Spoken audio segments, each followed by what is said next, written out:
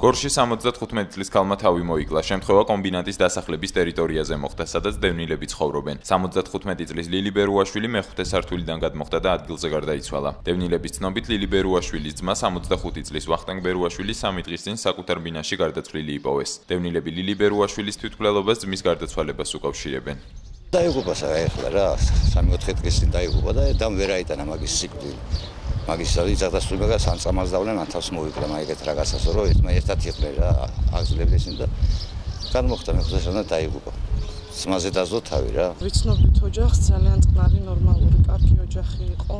ბატონი ვახტანგი გულითავად მყოფი იყო, რომელიც გარდაიცვალა და მისი დად ქალბატონი ლილი ამ ნერვიულობის ნიადაგზე დილით ტრაგედია მოხდა, გადმოხდა მეხუთე სართულიდან და თავი მოიკლა.